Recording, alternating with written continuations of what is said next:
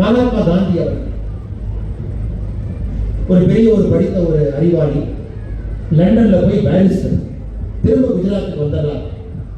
அப்ப சவுத் ஆப்பிரிக்காவில் இருக்கக்கூடிய ஒரு பெரிய தொழிலதிபர் மகாத்மா காந்தியை கூப்பிடுறாரு. ஐயா, எங்க ஊர்ல லாயரே கிடையாது, நீங்க குஜராத்ல இருந்து கிளம்பி வாங்க. ஒரு மேற்கான ஒரு பெரிய தொழிலதிபர் மகாத்மா காந்தி 1893 குஜராத்ல இருந்து சவுத் ஆப்பிரிக்கா கூப்பிடுறாரு. மகாத்மா காந்தியும் போறாரு, பெரிய ஒரு வழக்கறிஞர், நிறைய சம்பாதிக்கிறார். ஒரு நாள் ஒரு ட்ரெயின்ல போறாருங்க, இரவு நல்ல குளிரான ஒரு நேரம், ஃபர்ஸ்ட் கிளாஸுக்கு டிக்கெட் வாங்குறாரு. அந்த ட்ரெயின்ல ஃபர்ஸ்ட் கிளாஸ்ல போய் உட்கார்ந்து போறாரு. டிக்கெட் வாங்கிட்டு ஃபர்ஸ்ட் கிளாஸ்ல போறாரு. டிக்கெட் வாங்காம ஒரு ட்ரெயின்ல வரலீங்க. ஃபர்ஸ்ட் கிளாஸ் உட்கார்ந்து போறாரு. தயவு செஞ்சு அரசியல் எடுத்துக்காதீங்க, உண்மையை நான் சொல்றேன். ஃபர்ஸ்ட் கிளாஸ் உட்கார்ந்து போறாரு. அப்ப அந்த டிக்கெட் செக் பண்ணவர் வந்து பார்த்துட்டு சொல்றாரு, உனக்கு பிரவுன் கலர் தோல் இருக்கு, நீங்க எல்லாம் ஃபர்ஸ்ட் கிளாஸ் அலோடு இல்லை, அதனால நீ தயவு செஞ்சு ட்ரெயின்ல இருந்து இறங்குவாங்க. மகாத்மா காந்தி சொல்றாரு, நீங்க ஏன் நான் டிக்கெட் வாங்கிட்டு தான் நான் வர்றேன், அதனாலதான் ஃபர்ஸ்ட் கிளாஸ் உட்கார வச்சிருக்காங்க. அந்த ட்ரெயின் பார்த்தீங்கன்னா அந்த நேரத்தில் இந்த பீட்டர் மேரிட்ஸ்பர்க் அப்படின்னு சவுத் ஆப்பிரிக்காவில் ஒரு ஊருங்க, நம்ம ஊட்டி மாதிரி கொஞ்சம் அப்படியே குளிராக இருக்கக்கூடிய ஒரு பகுதி. அந்த ட்ரெயின் அப்படியே தாண்டு, நல்ல குளிர். உடனே அந்த ஊரை தாண்டும் போது ட்ரெயின் அங்கே நிற்குது. உடனே அந்த டிக்கெட் கலெக்டர் என்ன பண்றாருன்னா, மகாத்மா காந்தியுடைய உடைமைகளையும் மகாத்மா காந்தியும் தூக்கி வெளியே எறிகிறார் ஸ்டேஷன். மகாத்மா காந்தி அங்கேயே ஒழுத்தி எழுதி நிற்கிறார். ட்ரெயின் கிளம்பியது. அந்த பீட்டர் மேரிட்ஸ்பர்க்ல அந்த நாளில் அந்த குழுல மகாத்மா காந்தி யோசிக்கிறார். அவருக்கு 2 பாதைகள் இருந்துச்சு. ஒன்று, அவரும் சட்டையை தொலைச்சிட்டு பரவாயில்ல, ஃபர்ஸ்ட் கிளாஸ் வரக்கூடாது, பரவாயில்ல பார்த்துக்கலாம், விடுங்க, நாம போய் நம்ம வேலையை செய்வோம், குஜராத்ல இருந்து பணம் சம்பாதிப்பதற்காக வந்திருக்கின்றோம், மேத்தா கூப்பிட்டாரு, நல்லா பணம் சம்பாதிச்சு 10 வருஷம் கழிச்சு குஜராத்துக்கு போய் நல்லா இருக்கலாம் நினைச்சிருக்கலாம். அது முதல் பாதை. இரண்டாவது பாதை, இந்த அநியாயத்தை தட்டி கேட்பதற்கு நான் எந்திரிச்சு நிற்கணும் அப்படின்னு யோசிச்சிருக்கோம். இரண்டாவது பாதை. அதுவரை மோகன்தாஸ் கரம்சந்த் காந்தியாக இருந்த ஒரு தனிப்பட்ட ஒரு மனிதன், காசுக்கு ஆசைப்பட்ட ஒரு மனிதன், பணம் கிடைக்கிறது என்பதற்காக சவுத் ஆப்பிரிக்காவுக்கு போன ஒரு மனுஷன், பெருமைக்காக ஆசைப்பட்ட ஒரு மனுஷன், அந்த குழுல இரண்டாவது பாதையை தேர்ந்தெடுக்கின்றான். ஒரு தனி மனிதனுக்கு ஒரு தீங்கு நடந்திருக்கிறது, என்னை பார்த்து கருப்பு தோழன் என்று சொல்லி வெளியே வீசி இருக்கின்றார், நான் வாங்கிய அந்த டிக்கெட்டு கூட உங்க மரியாதை கொடுக்கல, அதனால் நான் எதிர்த்து நிற்க போகின்றேன் என்று 1894 ஒரு நாள்ல அந்த குளிர்காலத்தில் செயின்ட் மேரிட்ஸ்பர்க்ல பீட்டர் மேரிட்ஸ்பர்க்ல எந்திரிச்சு நிற்கிறாரு. அன்னைக்கு மோகன்தாஸ் கரம்சந்த் காந்தியா இருந்த அந்த மனிதன் எந்திரிச்சு நிற்கும் பொழுது மகாத்மாவாக மாறுகிறார். அதாவது ஒரு தனி மனிதனுக்கு இந்த பாதையில போறோமா இந்த பாதையில போறோமா அப்படிங்கிறது ஒரு டிகிரி மட்டும்தான், ஒரே டிகிரி மட்டும்தான் வித்தியாசம். ஆனா மகாத்மா காந்தி இந்த பக்கத்தை எடுத்தார். அதன் பிறகு சரித்திரம் உங்களுக்கு தெரியும்.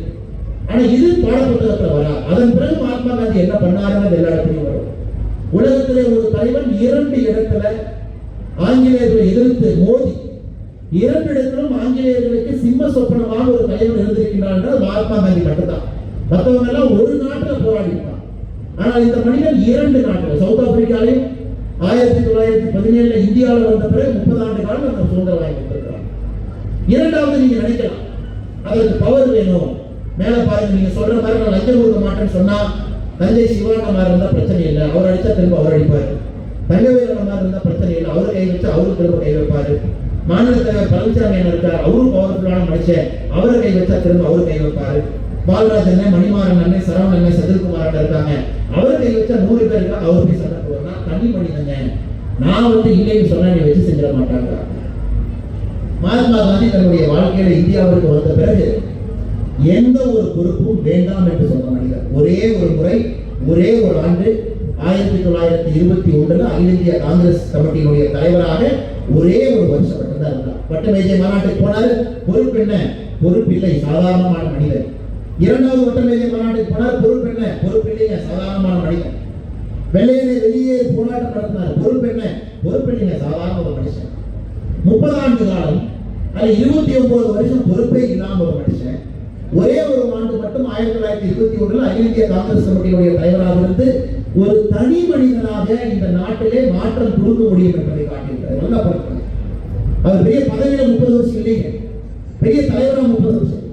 தனி மனிதனாக 29 ஆண்டுகள் தனி மனிதனாக ஆங்கிலேயருக்கு வேலை விட்டார்கள். அது பிரிட்டிஷ் ராணியாக இருந்தாலும் தனி மனிதனாக கூட போய் பேசிட்டு வந்திருக்கார். அதனால் அது நம்முடைய குழந்தைகள் புரிந்து கொள்ள வேண்டும். ஒரு தனி மனிதனாக இந்த சமுதாயத்தில் உங்களால் மிகப்பெரிய மாற்றத்தை உங்களால் கொடுக்க முடியும் என்பதை பதவி எல்லாம் வரும் போகும், அதெல்லாம் ஒரு அலங்காரம் தான். அதனால நிறைய பேர் நீங்க நினைக்கிறதுனா நீங்க எதிர்த்து பேசுறீங்க, ஒரு பதவி இருக்கு, நான் சாதாரணமான ஆள், நான் எதிர்த்து பேசினா கஷ்டம். நான் நினைக்காது. ஒரு தனி மனிதன் இந்தியாவில் 142 கோடியில 141 கோடி மக்கள் சாதாரண மனிதர். வெறும் 50 லட்சம் பேர் தான் அரசியல் தலைவர், தொழிலதிபர், இங்கே அங்கே கவர்மெண்ட் சர்வன்ட் 50 லட்சம் பேர் இருப்பான். அதுல 13 லட்சம் பேர் ஆர்மியில் இருக்கிறான். 142 கோடி மக்கள் தொகையில 142 கோடி தனி மனிதன். வெறும் 50 லட்சம் பேருக்கு மட்டும்தான் அடையாளம் இருக்கு. ஆனா 142 கோடி மக்களுமே நான் தனி மனிதன் சிந்திக்க ஆரம்பிச்சா இந்த நாடு எப்படி, இந்த நாட்டிலே மாற்றம் வரும் என்பதை ஒரு முறை நீங்கள் உணர்ந்து பார்க்க வேண்டும்.